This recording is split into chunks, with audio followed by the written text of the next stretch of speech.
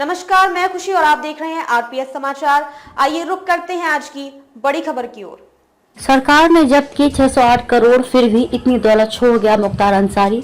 मऊ जिले में सदर विधानसभा के पूर्व विधायक रहे मुख्तार की गुरुवार को बांदा के सरकारी अस्पताल में हार्ट अटैक से मौत हो गई। गाजीपुर के यूसुफपुर मोहम्मदाबाद निवासी माफिया पिछले करीब 3 साल से बांदा जेल में बंद था। अंसारी की मृत्यु के साथ ही अपराध के एक युग और राजनीति के साथ उसके गठजोड़ के एक अध्याय का अंत हो गया। मुख्तार के बारे में कहा जाता है कि उसने अपनी अपराध की दुनिया से लेकर राजनीतिक सांठगांठ से सैकड़ों करोड़ की प्रॉपर्टी जुटाई। मुख्तार की बेशुमार दौलत का अंदाजा इसी बात से लगा सकते हैं कि सरकारी एजेंसियों ने उसके पास से 2020 से 608 करोड़ रुपए से अधिक की अवैध संपत्तियों को जब्त या ध्वस्त किया है। मुख्तार अंसारी ने आखिरी चुनाव 2017 में जेल से लड़ा था और जीता भी था। वह 5 बार विधायक रहा। मुख्तार द्वारा चुनाव में दायर हलफनामे के मुताबिक उसके पास कुल 21 करोड़ 88 लाख रुपए से अधिक की एसेट्स यानी संपत्ति थी। इस एसेट्स का अधिकांश हिस्सा लगभग 20 करोड़ रुपए रियल एस्टेट में लगा है।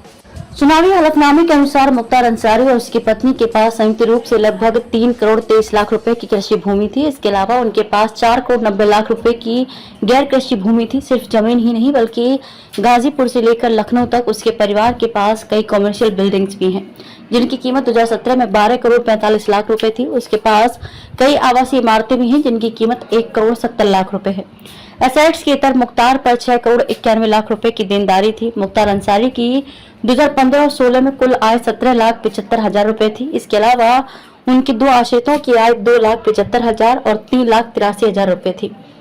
2017 के यूपी विधानसभा चुनाव में दायर अंसारी के हलफनामे के अनुसार उनके और उनके परिवार के सदस्यों के 3 प्रमुख बैंकों में खाते थे। उसका एसबीआई में व्यक्तिगत खाता था, जबकि पत्नी के एसबीआई स्टैंडर्ड चार्टर्ड बैंक और एचडीएफसी बैंक में खाते थे। इसके अलावा उसके बच्चों के खाते आईसीआईसीआई बैंक और ओरिएंटल बैंक ऑफ कॉमर्स में थे। 2017 में इन खातों में कुल 10,61,000 रुपए जमा थे। इसके अलावा 3,45,000 रुपए नकद के अलावा बीमा में 1,90,000 रुपए का निवेश था। उसके परिवार के पास कुल 72 लाख रुपए का सोना था। उनके पास 27,50,000 रुपए की कुल कीमत के अलावा एक एनपी बोर रिवॉल्वर, एक बंदूक और राइफल जैसे हथियार भी थे। हालांकि अपराध में बढ़ता अंसारी का कद राजनीति में उसके प्रवेश में बाधा नहीं बना। अंसारी पहली बार 1996 में मऊ से बहुजन समाज पार्टी के टिकट पर विधायक चुना गया था। उसने 2002 और 2007 के विधानसभा चुनाव में एक निर्दलीय उम्मीदवार के रूप में इस सीट पर अपनी जीत का सिलसिला कायम रखा। खबरों में अब तक के लिए बस इतना ही। फिर होगी आपसे मुलाकात ऐसी ही एक और बड़ी खबर के साथ। तब तक के लिए नमस्कार और देखते रहिए आरपीएस समाचार। ऐसे ही लेटेस्ट अपडेट्स के लिए हमारे चैनल आरपीएस समाचार को सब्सक्राइब करें और तुरंत नोटिफिकेशन पाने के लिए बेल आइकन प्रेस करना ना भूलें।